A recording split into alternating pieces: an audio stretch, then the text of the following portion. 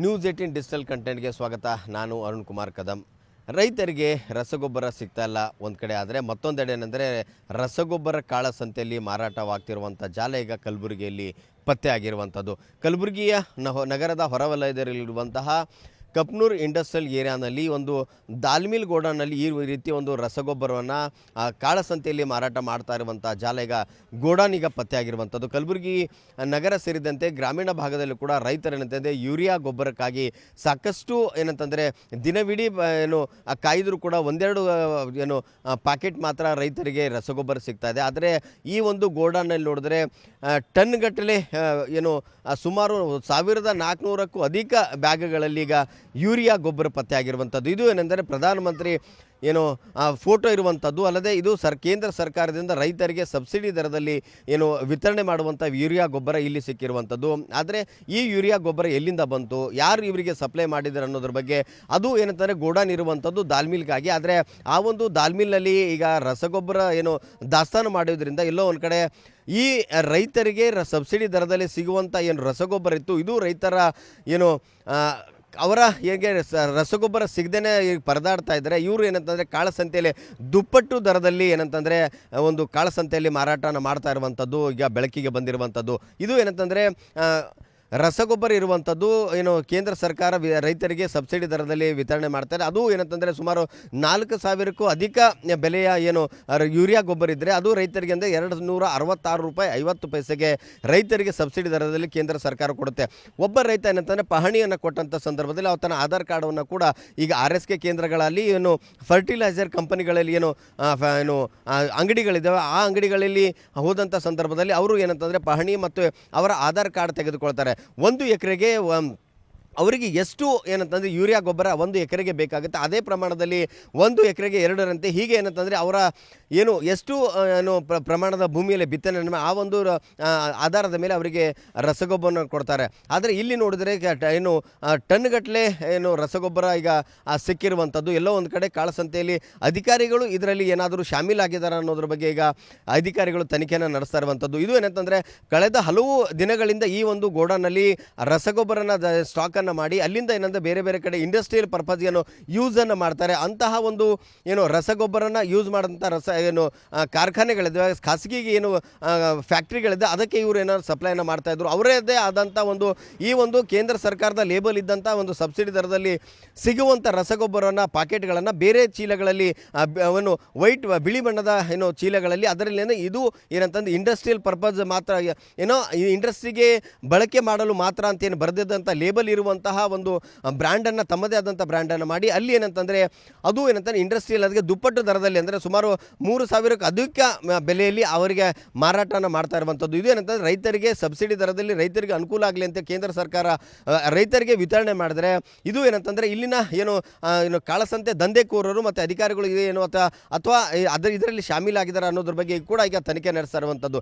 ಯಾಕಂತಂದರೆ ಒಂದು ರೇಕಿಂದ ಒಂದು ಫ್ಯಾಕ್ಟ್ರಿಯಿಂದ ಒಂದು RSK ಕೇಂದ್ರಕ್ಕೆ ಒಂದು ಜಿಲ್ಲೆಗೆ ಎಷ್ಟು ಪ್ರಮಾಣದಲ್ಲಿ ರಸಗೊಬ್ಬರವನ್ನು ಸಪ್ಲೈಯನ್ನು ಮಾಡಬೇಕಂತ ಹೇಳಿ ಅದಕ್ಕೆ ಮೊದಲೇ ನಿಗದಿಯನ್ನು ಮಾಡಿ ಅಷ್ಟು ಮೆಟ್ರಿಕ್ ಟನ್ಗಳನ್ನು ಒಂದು ದಾಖಲೆಗಳ ತೆಗೆದುಕೊಂಡು ಆ ಒಂದು ಜಿಲ್ಲೆಗಳಿಗೆ ಸರ್ಕಾರವನ್ನು ಕಳಿಸಿಕೊಡುತ್ತೆ.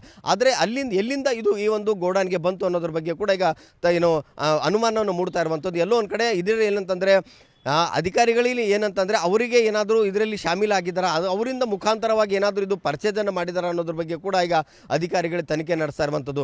ಇದು ಏನಂದರೆ ಇಫ್ಕೋ ಕಂಪನಿಯಾಗಲಿ ಕೋರ್ಮಂಡಲ ಸೇರಿದಂತೆ ಸಾಕಷ್ಟು 2-3 ಕಂಪನಿಯ ಒಂದು ರಸಗೊಬ್ಬರ ಯೂರಿಯಾ ಗೊಬ್ಬರ ಇತ್ತು, ಆ ಯೂರಿಯಾ ಗೊಬ್ಬರನ ಈ ಒಂದು ಗೋಡಾನಲ್ಲಿ ಸ್ಟಾಕನ್ನು ಮಾಡಿ ಇಲ್ಲಿ ರೈತರಿಗೆ ಸಿಗಬೇಕಾದಂಥ ಸಬ್ಸಿಡಿ ದರದಲ್ಲಿ ಇವರು ಪರ್ಚೇಸನ್ನು ಮಾಡಿಕೊಂಡು ದುಪ್ಪಟ್ಟು ದರದಲ್ಲಿ 3-4 ಪಟ್ಟು ದರದಲ್ಲಿ ಹೆಚ್ಚಿನ ದರದಲ್ಲಿ ಇವರು ಏನಂತಂದ್ರೆ 2000-3000 ಹೀಗೆ ಅವರು ಬೇರೆ ಬೇರೆ ಖಾಸಗಿ ಕಾರ್ಖಾನೆಗಳಿದೆ, ಆ ಕಾರ್ಖಾನೆಗಳಿಗೆ ಸಪ್ಲೈ ಮಾಡ್ತಾ ಇರುವಂಥದ್ದು ಬೆಳಕಿಗೆ ಬಂದಿರುವಂಥದ್ದು. ಯಾಕಂತಂದರೆ ಈ ಕಾರ್ಖಾನೆಗಳಿಗೆ ಆ ಒಂದು MRP ದರದಲ್ಲಿ ಒಂದು ಕೇಂದ್ರ ರಸಗೊಬ್ಬರವನ್ನು ಅವರಿಗೆ ಬೇರೆ ಬೇರೆ ಪ್ರಾಡಕ್ಟ್ಗಳನ್ನು ಮಾಡುವಂಥ ಸಂದರ್ಭದಲ್ಲಿ ಡೀಸೆಲ್ ಆಗಲಿ ಬೇರೆ ಬೇರೆ ದಿನಬಳಕೆ ಪ್ರಾಡಕ್ಟನ್ನು ರೆಡಿ ಮಾಡ್ತಾರೆ. ಆ ಒಂದು ಪ್ರಾಡಕ್ಟನ್ನು ರೆಡಿ ಮಾಡೋದಕ್ಕೆ ಇದು ಯೂರಿಯಾ ಗೊಬ್ಬರನ ಯೂಸನ್ನು ಮಾಡ್ತಾರೆ.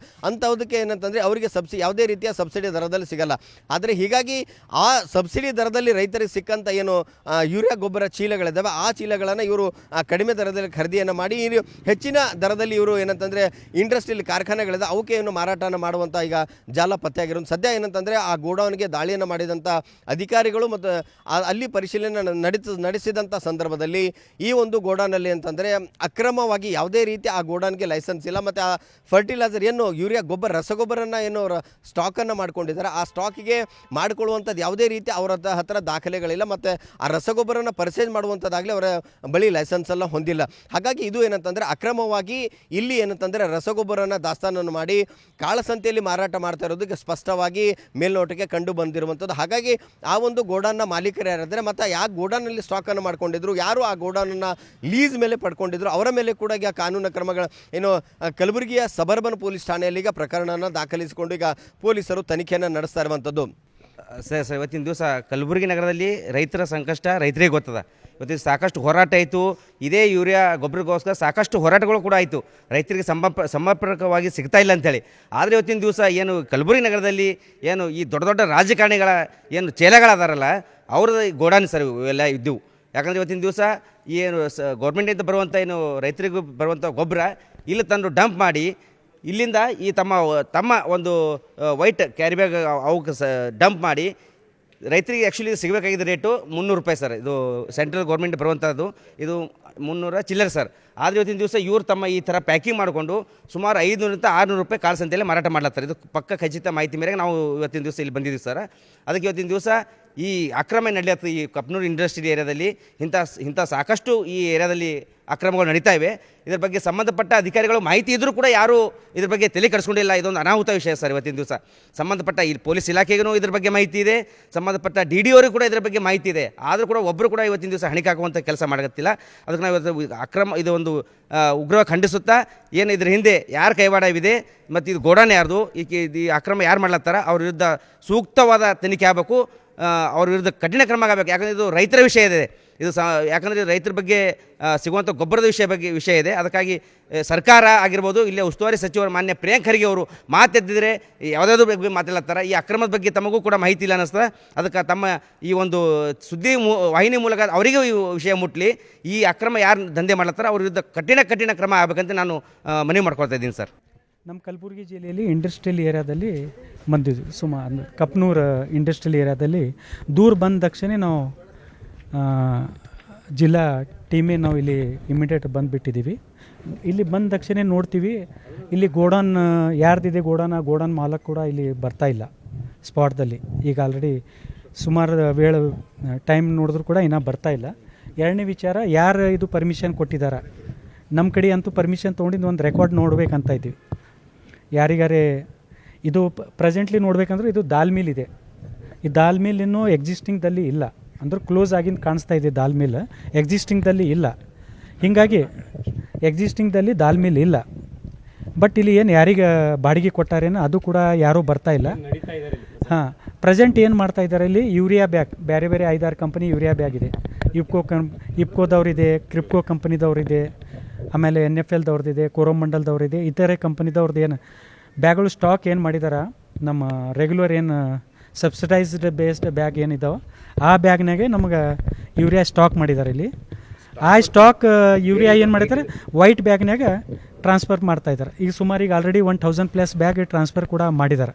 ದೂರ ಬಂದ ತಕ್ಷಣ ಇದು ನಾವು ಬಂದಿದ್ದೀವಿ. ಇದು ರಿಯಲ್ ಫ್ಯಾಕ್ಟ್ನು ಅದಕ್ಕೆ ಕಾಣಿಸ್ತಾ ಇದೆ. ಏನಿದೆ ನಾವು ಸಂಪೂರ್ಣ ಪರಿಶೀಲನೆ ಮಾಡಿ ವರದಿ ಸಲ್ಲಿಸ್ತೀವಿ. ಇದು ಅದಕ್ಕೆ ಪ್ರೊವಿಷನ್ ಇಲ್ಲ. ಹಾಂ, ಇದು ನೇರವಾಗಿ ರೈತರಿಗೆ ಹೋಗಬೇಕು. ಇದು ಏನು ಫೇಕ್ ಬ್ಯಾಗ್ ಇದ್ದಾವ, ಏನು ಒರಿಜಿನಲ್ ಇದಾವೆ, ನಾವು ಇನ್ವಾಯ್ಸ್ ಕಂಪ್ಲೀಟ್ ರೆಕಾರ್ಡ್ ಚೆಕ್ ಮಾಡಿ ನಾವು ಲೈಸೆನ್ಸ್ ಇದೆ ಸರ್ ಇವರಿಗೆ ಇಲ್ಲ. ಈಗ ಪ್ರೆಸೆಂಟ್ ಅಂತೂ ಲೈಸೆನ್ಸ್ ಇದ್ರು ಬಂದು ಇಮಿಡಿಯೇಟ್ ತೋರಿಸ್ತಿದ್ರು ನಮಗೆ ಇಮಿಡಿಯೇಟ್. ಯಾಕೆ ಹಾಂ, ಈಗ ಸಬ್ಸಿಡೈಸ್ಡ್ ಯೂರಿಯಾ ಅಂತಂದರೆ ನಾವು ನೇರವಾಗಿ ನಮ್ಮ ಲೈಸೆನ್ಸ್ ಹೋಲ್ಡರ್ ಯಾರಿದ್ದಾರೆ, 2 ಥರ, ಒಂದು ಹೋಲ್ಸೇಲ್ ಲೈಸೆನ್ಸ್ ಹೋಲ್ಡರ್ ಇರ್ತಾರೆ, ಇನ್ನೊಬ್ಬರು ರಿಟೇಲರ್ ಅಂತ ಇರ್ತಾರೆ. ಹೋಲ್ಸೇಲ್ಸ್ದವ್ರು ಏನು ಮಾಡಿಬಿಡ್ತಾರೆ, ನೇರವಾಗಿ ಕಂಪನಿದವ್ರು ಹೋಲ್ಸೇಲಿಗೆ ಅಲ್ಲಿ ಕೊಡ್ತಾರೆ. ಇನ್ ಟರ್ನ್ ಹೋಲ್ಸೇಲ್ದವರು ರಿಟೇಲ್ದವ್ರಿಗೆ ಕೊಡ್ತಾರೆ. ರಿಟೇಲ್ದವರು ಚಿಲ್ಲರೆ ರೈತ ಬಾಂಧವ್ರಿಗೆ ಕೊಡಕ್ಕೆ ಪ್ರಯೋಜನ ಇದೆ. ಡೈರೆಕ್ಟ್ ನೇರವಾಗಿ ಹೋಲ್ಸೇಲ್ನು ರೈತರಿಗೆ ಕೊಡ್ಬೋದು, ಎರಡೂ ಇಟ್ಕೋತಾರೆ ಅವರು.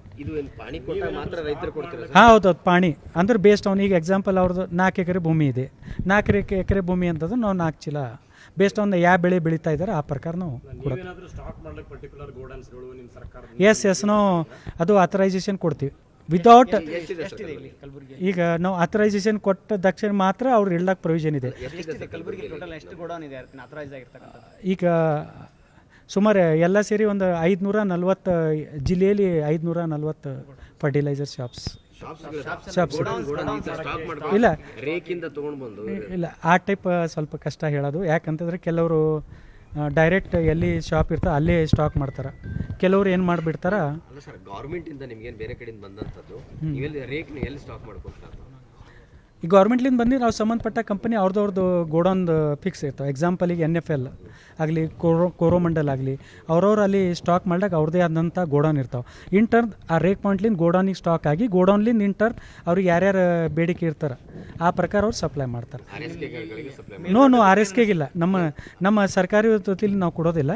ನಾವು ಪ್ರೈವೇಟ್ ಅಂಗಡಿದವ್ರಿಗೆ ಏನು ಕೊಡ್ತಾರೆ ಲೈಸೆನ್ಸ್ ಹೋಲ್ಡರ್ ಅವ್ರಿಗೆ ನಾವು ಮಾನಿಟ್ರಿಂಗ್ ಮಾಡ್ತೀವಿ, ಸೂಪರ್ವಿಷನ್ ಮಾಡ್ತೀವಿ. ಮೇಲ್ನೋಟಕ್ಕೆ ಏನು ನಾ ಡಾಕ್ಟರ್ ಬಾಲರಾಜ್ ರಂಗರಾವ್ ಅಂತ. ಈಗ ಮೇಲ್ನೋಟಕ್ಕೆ ಇದು ಹೆಂಗೆ ಇಲೀಗಲ್ ಅನ್ಸುತ್ತೆ, ಏನು ಅನ್ಸುತ್ತೆ ನಿಮಗೆ? ಇದು ಮೇಲ್ನೋಟಕ್ಕೆ ಇಲ್ಲಿಗೆಲ್ಲೇ ಅನಿಸ್ತಾ ಇದೆ ಪೂರಾ ಕಂಪ್ಲೀಟ್. ಈಗ ಏನು ಕ್ರಮ ತಗೋತೀವಿ? ಈ ಕ್ರಮ ಇಮಿಡಿಯೇಟ್ ಇದು ಫಸ್ಟ್ ಸೀಸ್ ಮಾಡ್ತೀವಿ, ಆಮೇಲೆ ಪರಿಶೀಲನೆ ಮಾಡಿ ಏನದ ಅದು ಕ್ರಮ ತಗೋತೀವಿ.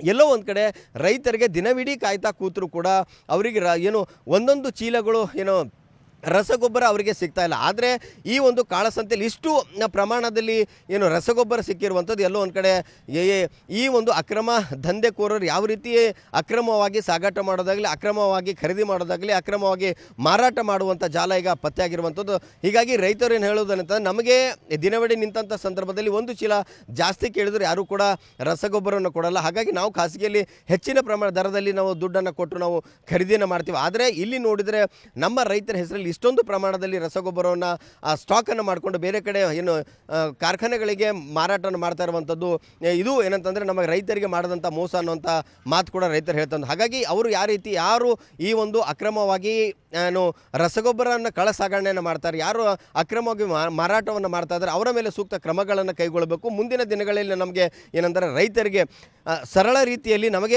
ನಮಗೆ ಎಷ್ಟು ಬೇಕೋ ಅಷ್ಟು ರಸಗೊಬ್ಬರ ನಮಗೆ ಸಿಗುವಂತಾಗಲಿ ಅನ್ನೋ ಒಂದು ಮಾತು ಕೂಡ ಈಗ ರೈತರು ಹೇಳ್ತಾ ಇರುವಂಥದ್ದು. ಕ್ಯಾಮ್ರಾ ಪರ್ಸನ್ ಸಂಜೀವ್ ತಳವಾರ್ ಜೊತೆ ಅರುಣ್ ಕದಮ್, ನ್ಯೂಸ್ 18 ಕಲಬುರಗಿ. ನಿರ್ಭೀತ, ನಿಷ್ಪಕ್ಷಪಾತ, ವಿಶ್ವಾಸಾರ್ಹ ಸುದ್ದಿಗಳಿಗೆ ಹೆಸರಾಗಿರುವ ನ್ಯೂಸ್ 18 ಕನ್ನಡ ಈಗ ಆಪ್ನಲ್ಲೂ ಲಭ್ಯವಿದೆ. ದಯವಿಟ್ಟು ಇಲ್ಲಿರುವ QR ಕೋಡ್ನ ಸ್ಕ್ಯಾನ್ ಮಾಡಿಕೊಂಡು ಆಪ್ ಡೌನ್ಲೋಡ್ ಮಾಡೋದಕ್ಕೆ ಮರಿಬೇಡಿ. ನಿಮ್ಮ ಬೆಂಬಲ ಹೀಗೆ ಸದಾ ನಮ್ಮೊಂದಿಗಿರಲಿ. ಧನ್ಯವಾದ.